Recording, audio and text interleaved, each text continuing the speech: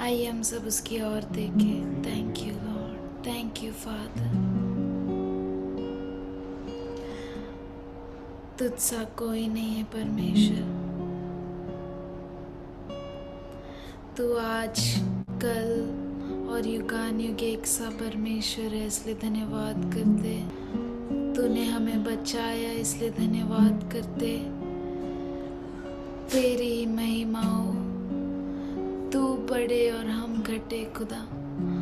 Thank you Lord, thank you Lord, thank you father, thank you Lord. तुझसा कोई नहीं है परमेश्वर।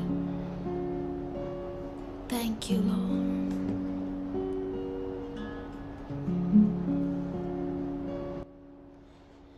भूले और भटके थे हम, जाते तो जाते कहाँ, किसी ने बताया हमें यीशु मसीह है यहाँ। भूले और भटके थे हम, जाते तो जाते कहाँ, किसी ने बताया हमें यीशु मसीह है यहाँ। महिमा हो तेरी, महिमा हो, महिमा हो तेरी, महिमा हो, महिमा हो तेरी, महिमा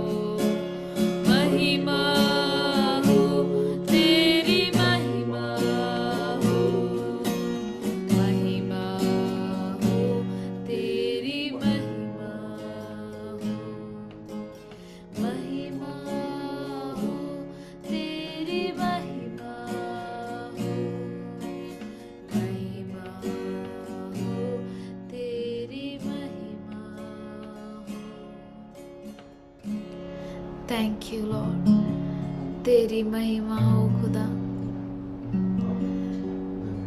तू बड़े और हम घटे। हाँ प्रभु जी, We need you every hour, every second, every minute. We need you, Lord. Thank you, Lord. Thank you, Father. तुझसा कोई नहीं है परमेश्वर. We thank you for all your promises are yes and amen. Thank you, Lord. Thank you, Lord. Thank you, Father. Thank you, Lord. तू हमें न कभी छोड़ता है न कभी त्यागता है. Thank you, Lord. Thank you, Father. We thank you for all your promises are yes and amen. We love you, Lord. We worship you, Father. Thank you, Lord. Thank you, Lord. हम तेरे प्यासे हैं खुदा. हमें बस तू ही चाहिए खुदा. Thank you, Lord. Thank you, Lord. Thank you, Father. Thank you, Lord. Thank you, Father. We offer you this worship. हम ये आराधना को तुझे समर्पण करते हैं. Accept it as a pleasing sacrifice. तुझे भावने वाली स्तुति आराधना की नाई स्वीकार कर. In Jesus' name I pray, amen. मसीह के मीठे नाम से मांगते हैं, सुन और कबूल कर. प्रभु का हम धन्यवाद करते हैं कि आज बड़े समय निकाल कर सभी लोग यहाँ पर आए हैं. जिसने आज के दिन को पवित्र माना उसके लिए आज का दिन पवित्र रहे और प्रभु हम सबों को आशीष करे और उसकी ख्याल, उसके विचार, उसकी योजना जो हमारे लिए भली है, जो हमारे लिए अच्छी है, जो हमारे लिए भावती है, वो सब हमारे जीवन में पूरी हो जाए. ये बाप आसमानी तो आज हमारे बीच में है. हमें तो मदद कर कि हम तेरे मोहब्बत और तेरे ज्ञान, तेरी रहमत, तेरी भलाई और तेरी ऊंचाई और तेरे समझ और बुद्धि और तेरे पुत्र के ढील ढोल में हम सब बढ़ते जाएं. ये मोहब्बत करने वाले खुदा, हमें तेरे आशीषों से और रहमतों से भरपूर करने वाले मालिक, हम तेरा धन्यवाद करते हैं. हमारी शुरुआत भले ही कमजोर की क्यों ना हो, परंतु बाप तू इसे बड़ा और आशीषित और तुझ में मजबूत कर कि तेरा पुत्र जब आए बादलों में हम सब खरा पाए. हम धन्यवाद करते हैं. आगे का सारा समय अब से लेकर मसीह के आगमन तक और आज का दिन सब कुछ तेरे हाथों में देते हुए मसीह के मीठे नाम से मांगते हैं, सुन और कबूल कर पिताजी, आमीन. क्या हमारा परमेश्वर जिसका नाम मोहब्बत है, जिसका नाम प्यार है, क्या वो हमें मिट्टी में मिला देगा? क्या यही हमारी उम्मीद है? क्या यही हमारी सोच है? क्या यही हमारी आशा है? क्या हम हमारे सिरों पर राख लगाकर घूमे और मातम बनाए, यही प्रभु की इच्छा है? नहीं, प्रभु की इच्छा कुछ खास है. और आज तो आप मसीह में एक नई उत्पत्ति हो, आप मसीह में एक नई सृष्टि हो, आपके विचार मसीह में नए और तरोताजे हैं, आपका सोच मसीह में बहुतायत से अद्भुत तरीके से. पहला करिन्थ उसका 2 अध्याय 16 आयत, क्योंकि प्रभु का मन किसने जाना है और उसे सिखाए, परंतु हम में मसीह का मन है. आप जान रहे हैं हम लोग प्रभु को सिखा नहीं सकता है, लेकिन उसी वक्त उसका वचन हमसे कहता है कि हमारे अंदर मसीह का मन है. अगर हमारे अंदर मसीह का मन है तो मसीह के ख्याल हमारे अंदर आ जाए, मसीह की सोच हमारे अंदर आ जाए, मसीह की ढील डोल हमारे अंदर आ जाए कि प्रभु हमसे क्या चाहता है और हम क्या करना चाहिए. क्यों ना हम खोले अय्यूब उसका 42 और उसका 6वां आयत. इसलिए मुझे अपने ऊपर घृणा आती है और मैं धूल और राख में पश्चाताप करता हूं. आप धूल और राख में पश्चाताप आपके लिए करना चाहिए, प्रभु के लिए नहीं.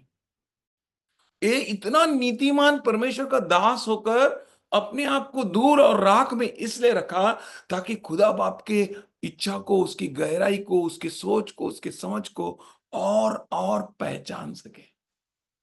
क्योंकि हर समय खुदा सच्चा है, हर मनुष्य झूठा ठहरे. तो हम मनुष्य परमेश्वर की इच्छा को, परमेश्वर की सोच को, परमेश्वर की भावनाओं को, परमेश्वर की बातों को खोजना चाहिए। आज हम खोज सकते हैं क्योंकि हमें तो मसीह का मन मिला है। अगर हमें मसीह का मन ना होता तो हम अभी भी शारीरिक बातों को खोजते। हमारा सोच, हमारा जीवन, हमारा चरित्र, हमारी चाल चलन शारीरिक रहता। परंतु प्रभु ने आज हमें एक मौका दिया है कि हम कुछ सोचें। योएल उसका 2 अध्याय और 12वां आयत। यहां पर परमेश्वर कहता है कि अब कम से कम अब जो है ना, तुम रोते हुए, कहराते हुए और तुम उपवास करते हुए मेरे पास आओ पूरे मन से। अब कम से कम अब आओ मेरे पास। परमेश्वर के पास जाना चाहिए कि प्रभु हम तुझे नहीं समझ रहे, हम हमारे ही मार्गों में हैं। नीति वचन उसका 3 अध्याय 4 और 5। यहां पर सुलेमान जो सबसे बड़ा ज्ञानी है वो हमसे क्या कहता है हम लोग सुनेंगे। और तू परमेश्वर और मनुष्य दोनों का अनुग्रह पाएगा। तू अति बुद्धिमान होगा। तू अपनी समझ का सहारा न लेना, वरन संपूर्ण मन से यहोवा पर भरोसा रखना। संपूर्ण मन से यहोवा पर भरोसा रखना, तभी परमेश्वर की आशीष तुझ पर आएगी। तू उसको याद रखना। और 7वां वचन कहता है अपनी दृष्टि में तू बुद्धिमान ना होना, परंतु परमेश्वर के पास आना। परमेश्वर के पास तेरे लिए अद्भुत ख्याल है। हिब्री का रासपत्र उसका 9वां अध्याय और 13वां आयत।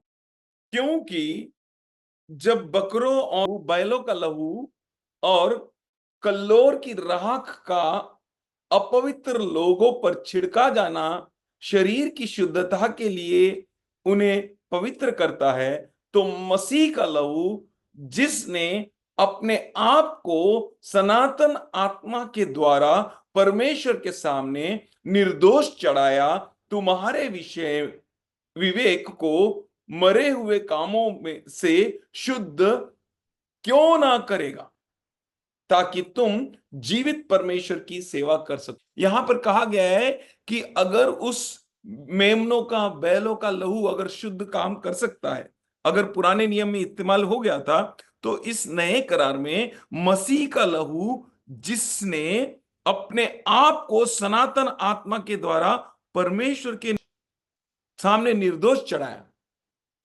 यीशु मसीह का लहू कैसा है? निर्दोष है।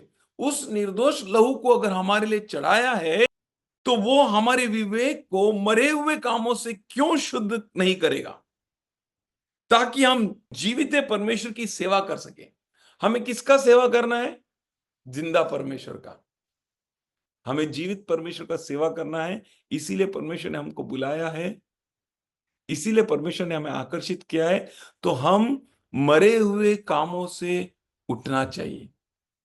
हमारे काम कौन से मरे हुए हैं वो हमको देखना चाहिए। प्रभु का वचन कहता है तेरी धार्मिकता गंदे चिंदी के समान है। यानी प्रभु के सामने हम लोग हमारी धार्मिकता लेकर नहीं जाना है, हमें खुदावन की धार्मिकता को लेकर प्रभु के सामने जाना है। इसीलिए प्रभु ने हमको बुलाया। हमारी नीतिमतों को लेकर नहीं जाना है, हमारी भलाई, हमारी अच्छाई को लेकर नहीं जाना है।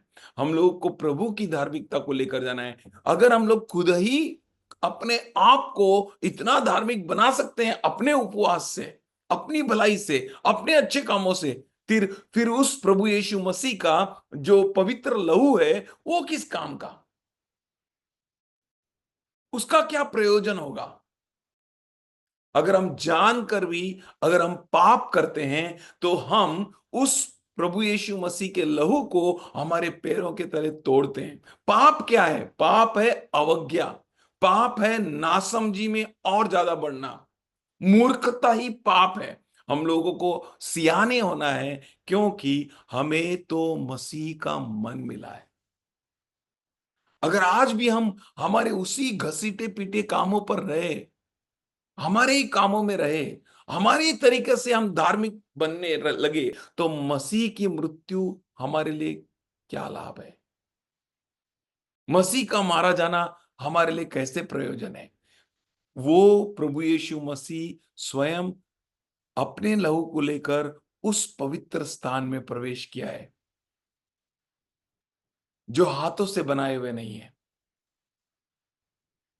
और वो इसीलिए प्रवेश किया है, और वो इसीलिए उस लहू से हमें शुद्ध करता है ताकि हम हर मरे हुए कामों से बाहर आ जाए।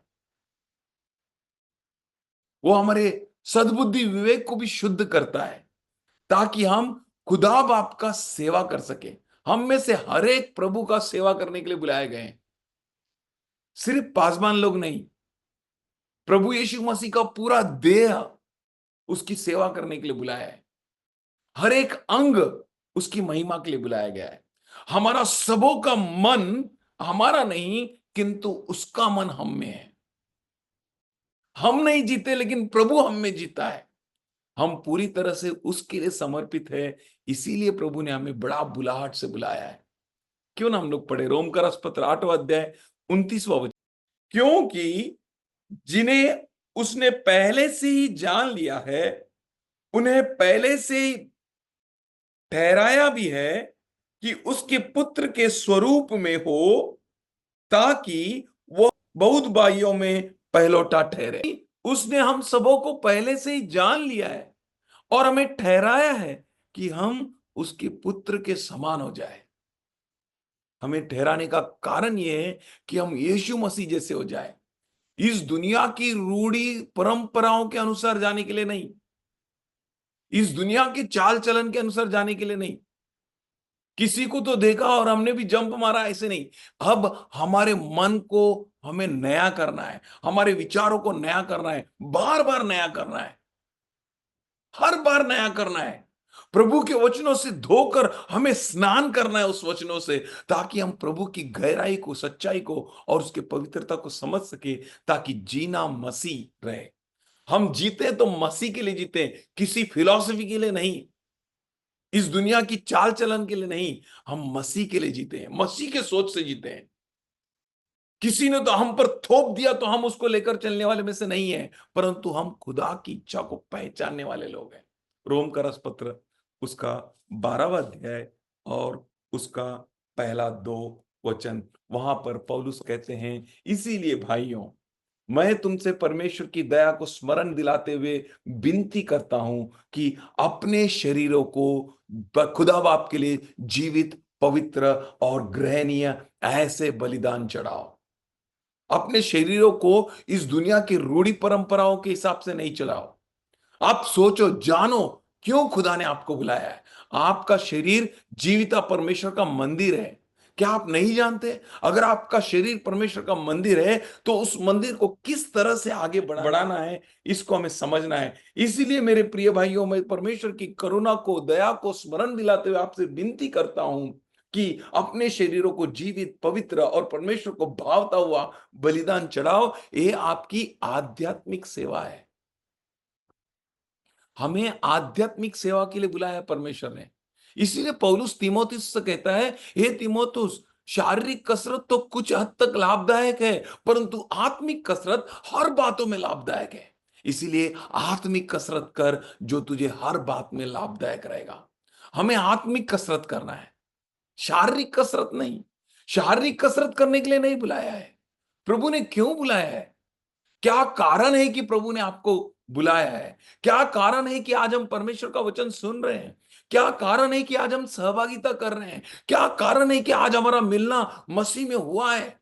उसकी महान योजना है, उसके भरपूर विचार है। वो कहता है, इसीलिए प्रियो, अपने शरीर को जीवित, पवित्र और ग्रहणीय ऐसा बलि चढ़ाओ। ये आपकी आध्यात्मिक सेवा है। हमारा सोच जैसा कहता है वैसे नहीं। परमेश्वर का वचन क्या कहता है, परमेश्वर हमसे क्या चाहता है, तब हम उसका अति पवित्र, अति अति उन्नत, अति आशीषित इच्छा को समझ पाएंगे। परमेश्वर अपनी इच्छा को प्रकट करने के लिए, हमें हमें बताने के लिए बार बार चाहता है, परंतु क्या हम उसकी इच्छा को पहचानने के लिए तैयार हैं? क्या हम उसकी इच्छा को समझने के लिए अपने आप को दे देंगे? आप अंत समय के सेवक हो। सेवा भरपूर है, बहुत है सेवा, काम करने वाले कम है, ऐसा प्रभु यीशु मसीह ने कहा है। खेत तो पक चुके हैं, परंतु काम करने वाले कम है। मतलब जो भी इतने सेवक हैं वो किस काम के? आपको प्रभु बुला रहा है कि आप अपने आप को तैयार करो, अपने मन को तैयार करो, अपने बुद्धि, अपने दिल को सही बना दो, क्योंकि उसका वचन कहता है खेत पक चुके हैं, काम करने वाले कम है। मतलब जो लोग हैं वो नहीं है। आप है क्या? आप प्रभु को अपना जीवन दे सकते हैं क्या? आप अपना जीवन समर्पित कर सकते हैं क्या?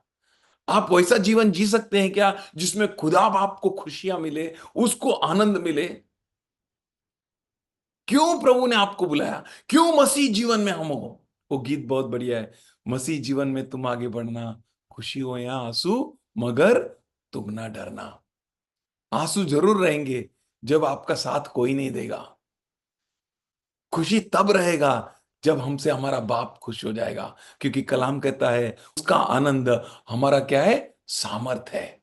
तो हमें परमेश्वर का सामर्थ अगर चाहिए तो हमें हमारे मालिक को खुश करना है, हमारे खुदा बाप को खुश करना है। हम किसे खुश करते हैं? हम किसे खुश करने के लिए जीवन जी रहे हैं? हमें किसे खुश करना चाहिए? मत्ती रचित सुवर्तमान 7:7 और 8 जब हम लोग पढ़ते हैं, वहां पर प्रभु यीशु मसीह कहते हैं कि देखो, मांगो तो मिलेगा, और ढूंढो तो पाओगे, और खटखटाओ तो खोल दिया जाएगा। हर किसी ने, जिसने मांगा है वो उसने प्राप्त किए हैं, जिसने ढूंढा है उन्हें मिल गया, और जिसने खटखटाया उनके लिए द्वार खुले गए हैं। खुदा बाप का वचन कहता है, मत्ती रचित सुवर्तमान उसका 21 से पढ़ेंगे। देखो, मैं तुमसे सच सच कहता हूं, प्रभु यीशु मसीह ने कहा, अगर तुम्हें थोड़ा सा भी विश्वास रहे, अगर आपके पास विश्वास रहे, अगर आप शक ना करें, क्या नहीं करे? शक नहीं करे। जो कुछ तुम इस वृक्ष से करते हो, अंजीर के पेड़ से कहते हो, उतना ही नहीं, परंतु इस पहाड़ से तुम कहोगे ना, उखड़ जा और समुद्र में जाकर गिर, वो आपके लिए हो जाएगा। आपका सिर्फ कहना है। उसके लिए आपको कोई उपवास प्रार्थना करने की जरूरत नहीं है। उसके लिए आपको शरीर को मारने की, पीटने की जरूरत नहीं है। शरीर को मारना और पीटना इसलिए जरूरत है ताकि आप खुदा के नजदीक पहुंच सके, ताकि आप उसके रहमत में आ सके, ताकि उसको महसूस कर सके, उसको पहचान सके। प्रभु, तेरी इच्छा क्या है? प्रभु, तू हमसे क्या चाहता है? इसीलिए पौलुस ने कहा है कि तुम्हारे शरीरों को जीवित, पवित्र और ग्रहणीय बलि चढ़ाओ। जीवित बलि चढ़ाना है। आप बोल सकते हैं बहुत कुछ उल्टा, लेकिन आप नहीं बोलेंगे। पवित्र बलि चढ़ाना है, वो पवित्रता जो परमेश्वर को भाए। हम खुद की पवित्रता से आगे नहीं बढ़ते हैं, खुदा बाप के पवित्र वस्त्रों को लेते हैं। खुदा बाप जैसा चाहता है वैसा हम जीते हैं, तो उसको भावता हुआ जीवन है, तो उसको भावने वाला जीवन है। मार्क रचित सुवर्तमान उसका 11वां अध्याय और 24वां आयत में यूं कहा है, इसीलिए मैं तुमसे कहता हूं, जो कुछ तुम प्रार्थना में मांगो और विश्वास करो कि तुमने प्राप्त कर लिया है, तुम जरूर प्राप्त करोगे, वो तुम्हारा हो जाएगा। बहुत आसान है परमेश्वर के सामने मांगना, बहुत ही आसान है प्रभु से विनती करना। उससे मांगने वाला हर एक पाता है। उसके लिए हमें कुछ और करने की जरूरत नहीं है। वो बहुत ही भला है। हम लोग खोलेंगे किताब मीका का किताब, उसका 6वां अध्याय और उसका 6वां आयत। मैं क्या लेकर यहोवा के सम्मुख आऊंगा? मैं क्या लेकर परमेश्वर के सम्मुख आऊंगा? मैं क्या लेकर आऊं प्रभु के पास? मेरे पैसे लेके आऊं, मेरा ज्ञान लेके आऊं, मेरी धन लेके आऊं, मेरी संपत्ति लेके आऊं, मेरी धार्मिकता लेके आऊं, मेरी उपवास लेके आऊं, मैं क्या लेकर आऊं? यहां पर परमेश्वर का दास मीका कहते हैं, मैं क्या लेकर आऊं, यहोवा के सम्मुख आऊं और ऊपर रहने वाले परमेश्वर के सामने झुकूं। परमेश्वर मुझसे क्या चाहता है? With what shall I come before the Lord when I bow before the, O God on high. वो खुदा जो सर्वोच्च है, जब हम उसके सामने सजदा करते हैं, उसके सामने झुकते हैं, हे प्रभु, मैं क्या लेकर आऊं? हे खुदा, तू मुझसे क्या चाहता है? हमें हर बार हमारे दिल में खोजना है। हम नए करार में तो आ गए, लेकिन क्या हम नए करार में जी रहे हैं? उसके लहू के वाचा में तो बंध गए, और परमेश्वर का कलाम कहता है कि तुम नई सृष्टि हो गए हो। लेकिन क्या उस नई सृष्टि के अनुसार जी रहे हैं, या अभी भी हम रूढ़ी परंपराओं में जी रहे हैं? अभी भी हम ऐसे काम कर रहे हैं जो परमेश्वर को भाता नहीं है? क्या मैं होम बलि के लिए एक एक वर्ष के बछड़े लेकर उसके सम्मुख आऊं? क्या परमेश्वर होम बलि के लिए बछड़ा चाहता है? तेरी उपवास को चाहता है? तेरे सर पे राख लगाने को चाहता है? वो क्या चाहता है? अगर आया तो मैं क्यों मनाऊं? आप आप दुष्ट होकर अपने बच्चों को अच्छा देना जानते हो, तो खुदा बाप आपको अच्छी चीज नहीं देगा? आपको अच्छी चीज देने के लिए, प्रदान करने के लिए, प्रावधान करने के लिए वो ये चाहेगा कि आप उपवास करें, और ऐसी उपवास कि आपके सर में राख लगाए। वो कहता है तेरे शरीर को जीवित, पवित्र और परमेश्वर को भावने वाला ऐसा बलि चढ़ा जो उसको पसंद आए। मनुष्य को पसंद आए ऐसे नहीं। एक एक नया काम, एक नया शुरुआत हमारे जीवन में करना बहुत जरूरी है। परमेश्वर ने बड़े बड़ी योजनाओं से हमें बुलाया है। 7वां वचन कहता है, क्या यहोवा हजारों मेढ़ों के से या तेल की लाखों नदियों से प्रसन्न होगा? क्या मैं अपना अपराध के प्रायश्चित में अपने पहलोटे को या अपने पाप के बदले में अपने जन्मे हुए किसी को दूं? प्रभु को मैं क्या दूं? किससे वो प्रसन्न होगा? हमें हमारे दिल को टटोल के खोजना है, परमेश्वर मुझसे क्या चाहता है, परमेश्वर को मैं क्या दूं? मुझे नहीं मालूम हमारा उपवास ऐसा क्यों है कि हमें दूसरों के साथ मिला रहा है। हमारा जिंदगी ऐसा होना चाहिए जो सबसे भिन्न है, जो सबसे अलग है। इस दुनिया के परंपराओं के साथ आप एक न हो, परंतु परमेश्वर की इच्छा क्या है उसको खोजो, उसको ढूंढो, आस्क, मांगो, सीख, ढूंढो, नॉक, खटखटाओ, तुम्हारे लिए मिलेगा, तुम पाओगे। और तुम्हारे लिए उसके हर एक गुप्त बातें, जो यिर्मयाह 33:3 में कहता है कि तुम मुझे पुकारो, मांगो, और मैं तुम्हें पता नहीं ऐसे गहरी गहरी बातों को, रहस्य को मैं तुम्हें प्रकट करूंगा। किसे प्रकट करेगा वो? उसी को जिसका मन उसके साथ शुद्ध है। आपको बहुत आशीष करना चाहते हैं। जो सबसे आखिर में उसके पास आता है ना, उसको भी वो पूरा तनखा देता है। वो ऐसा नहीं बोलता है भाई तू लेट आया इसलिए पूरा दिन काम कर। नहीं, आखिरी घंटे में आए हो, आप अंत समय के सेवक हो, आ जाओ। प्रभु आपको आशीष करेगा, प्रभु आपके सब इच्छाओं को पूरा करेगा। वो आपको कभी नहीं छोड़ेगा, कभी नहीं त्यागेगा। ये 8वां वचन में कहता है, हे मनुष्य, वह तुझे बता चुका है कि क्या अच्छा है। आपके मन में, आपके दिल में, आपके गहराई में, आपके रग रग में आप जानते हो अच्छा क्या है, वही करो।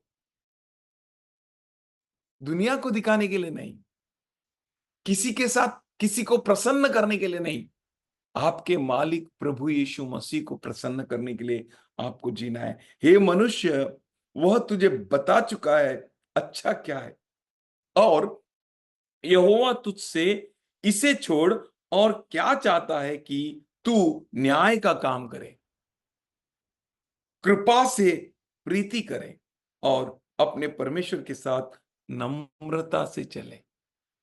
अगर प्रभु तुझे क्या कहता है वो तू कर। उस इजरायलियों का जैसा ढीठ मन ना हो, ऐसा हटीला गर्दन वाले ना हो।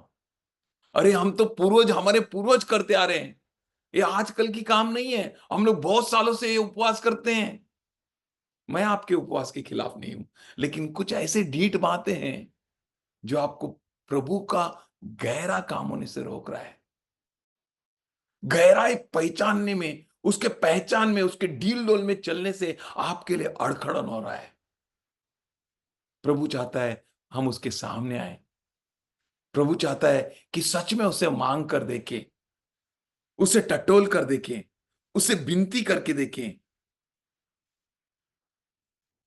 प्रभु चाहता है कि हम उसे खोज कर देखें। क्यों ना हम नीति वचन उसका 16वां अध्याय पहला 3 वचन को पढ़े। मन की युक्ति मनुष्य के वश में रहती है, मन की युक्ति मनुष्य के वश में रहती है, परंतु मुंह से कहना यहोवा की ओर से ही है। हम मन में बहुत कुछ सोच सकते हैं, उसने खुदा ने आपको दे दिया है कि आप सोच लो, लेकिन मुंह से निकलना सिर्फ खुदा का इजाजत न होगा। मनुष्य का सारा चाल चलन अपनी दृष्टि में पवित्र ठहरता है। हर मनुष्य को लगता है कि मैं जो कर रहा हूं सही है। किसी को ऐसा नहीं लगता है कि मैं गलत कर रहा हूं। इसीलिए परमेश्वर कहता है मेरे सामने आ, तेरे मार्गों को मेरे सामने रख और मैं उसे सीधा और मुलायम बनाऊंगा। आप बहुत ही ज्ञानी हो, सुलेमान की नाई आप बहुत ही ऊंचे सोच वाले हो, परंतु वो कहता है मेरे पास आ, मेरे सामने तेरा मार्गों को रख, मैं उसे सरल बनाऊं। सरल बनाऊंगा मतलब उसमें सरल बनना और जरूरत है, उसमें सरलता आना, मुलायमपन आना और जरूरत है। और कहता है मनुष्य का सारा चाल चलन अपनी दृष्टि में पवित्र ठहरता है, परंतु यहोवा मन को टटोलता है। हमारा परमेश्वर मन को टटोलता है। लेकिन मसीह लोग क्या करते हैं? जो सच में प्रभु के अनुसार चलते हैं वो क्या करते हैं? जो प्रभु को टटोलते हैं वो क्या करते हैं? हमारी धार्मिकता एक गंदी चिंदी के नाई है, हम उसकी धार्मिकता को पहन ले। वो आपसे मोहब्बत करता है। मनुष्य का सारा चल चलन उसकी दृष्टि में पवित्र ठहरता है, परंतु यहोवा मन को तौलता है। आपको आज मैं यही कहने आया हूं कि प्रभु तू मेरा मन तौल। उसने एक व्यक्ति के बारे में कहा, दाऊद का हृदय मेरे हृदय के पश्चात है। हम कितना भी गहरा पाप में गिरे हो, कल तक, आज तक, इस क्षण तक हम उसके पास आए, प्रभु मेरा मन तेरा पीछे रहे। घोर अंधकार से जाऊं, प्रभु मैं मृत्यु के उस गहराई से जाऊं, परंतु मैं तेरे हाथ को महसूस करता हूं। प्रभु हमारे लिए भी कहे, हां इसका दिल दाऊद के दिल के प्रमाण है। परंतु प्रभु ने बड़े रहमत से हमारे दिल को जो जो पथरीला है उसको निकालकर मांसमय दिया।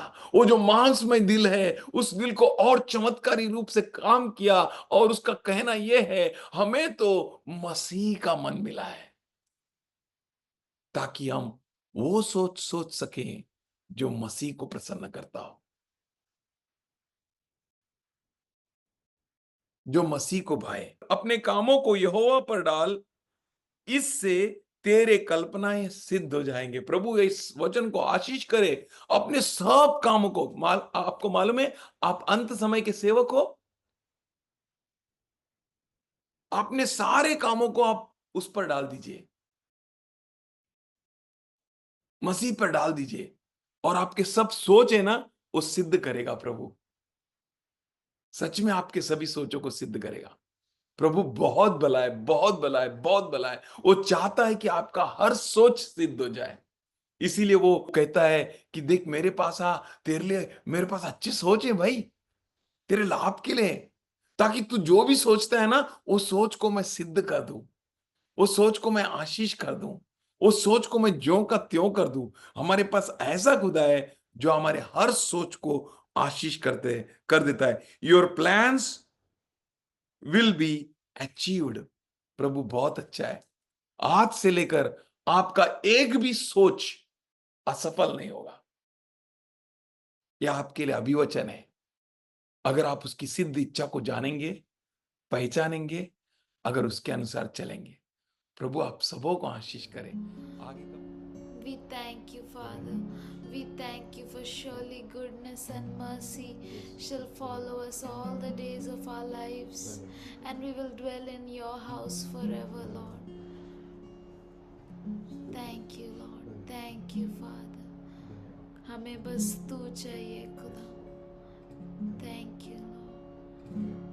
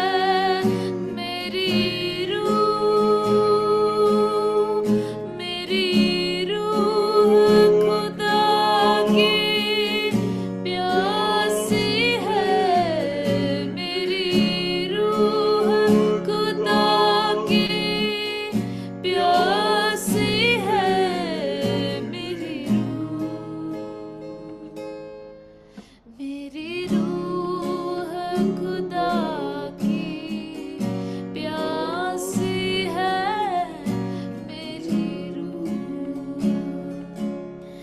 रात और दिन आंसू बहते हैं, दुनिया वाले सब कहते हैं, है कौन कहाँ है तेरा खुदा, क्यों है इतना बेचैन ये दिल, क्यों जान ये गिरती जाती है।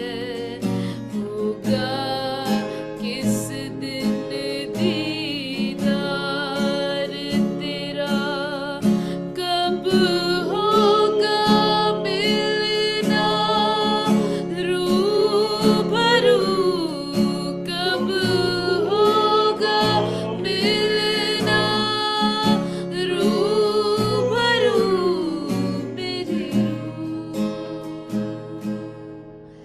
मेरी रूह खुदा की प्यासी है मेरी रूह। ओ मेरी रूह खुदा की प्यासी है मेरी रूह।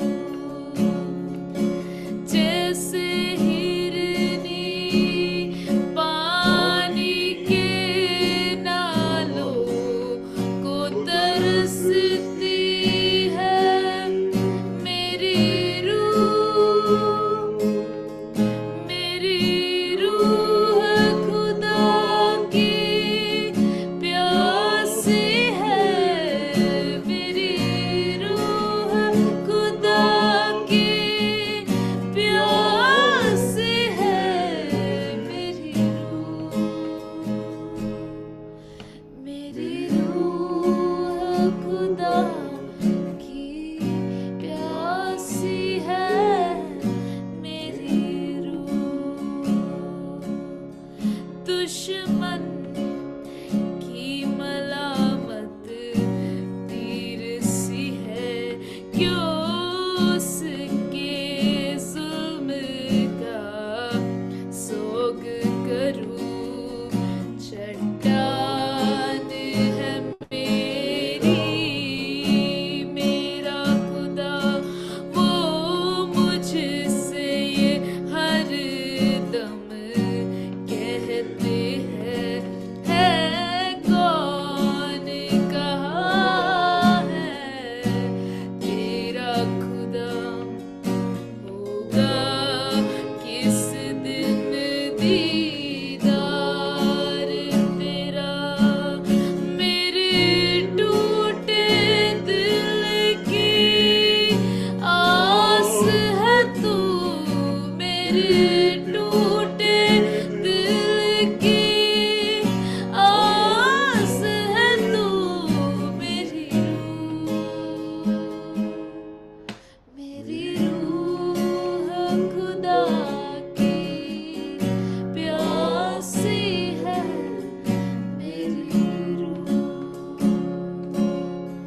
मेरी रूह खुदा की प्यासी है मेरी रूह। मेरी रूह खुदा की प्यासी है मेरी रूह।